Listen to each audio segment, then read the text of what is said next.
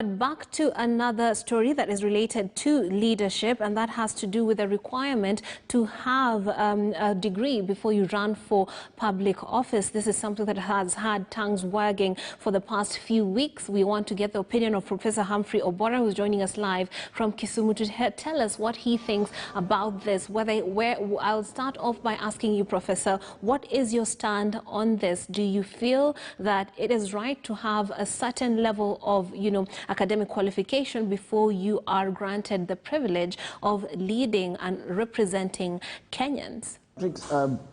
Before I give you my answers, yes, let me walk through briefly about learning.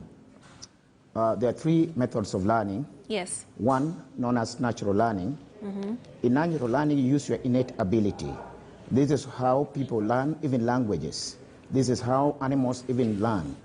And there is, out of that, what is known as adventure and experiential learning. Finally, there is what is called intellectual learning, which we now call academics. Unfortunately, in Africa, Kenya included, we have overemphasized academics away from innate and natural learning, away from adventure and experiential learning. I'll give you quick examples.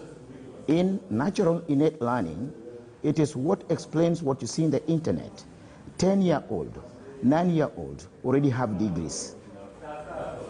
It is also the reason why an adult who has dropped out of school, maybe probably at primary level, is the one who has built the biggest logistics company.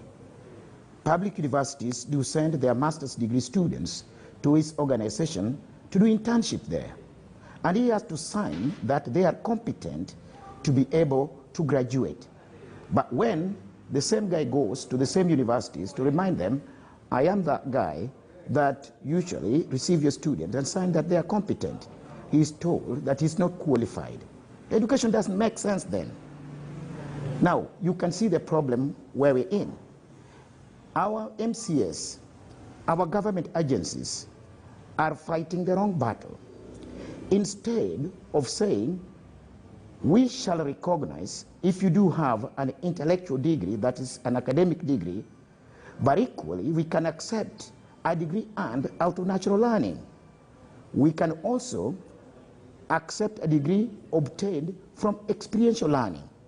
And this is something that I'm happy that I'm still on KTN. I spoke about close to 20 years ago, that an adult needs to be evaluated and be found with this, what is called prior credits. Those prior credits can enable you to join an institution of learning, and you'll get exemptions. So the MCAs, I do expect them, in the period that they had been given, first, they should have gone for such evaluations to be sure, one, do they have the potentials to access the degree programs? We cannot accept in this country, on this continent, that somebody comes with emotional feelings. I am a leader because of the work I've done in my village. My villagers carry me shoulder high. They make me the chairman of the PTA. So I'm a leader, so I'm qualified. So don't ask me for a degree, because degree is not about leadership. That is simplistic and basic. We cannot be a country where we lack methods and tools to be able to assess capacity of people. Today in the world, we have tools, methods that are used to assess and find capacities of people. One such tool is known as anthropobiometric kits. These are tools that are able to extract your innate metric ability, which are measurable. Unfortunately, because we do have Ministry of Education and not Ministry of Learning, we are again overemphasizing that symptoms, signs of talent become the dominant factors. Today we talk in Kenya about competence. We talk about somebody having passion. Oh, you have interest. Interest, passion, competence are only merely symptoms of metric values in a person. And if you are dealing with a symptom, then you are not actually curing the sickness. You will only be managing the sickness, and there's a problem there. So the fact that people are talking about a degree without definition of what degree they're referring to is totally archaic. So, Oborah, I'd like to cut you short just for a moment, Professor. And the National Qualification Authority have said, well, the law now says, come 2022, if you don't have a degree, and I think they mean the academic degree, you will not vie for being an MCA, Member of Parliament, and the like. I think there is a problem there.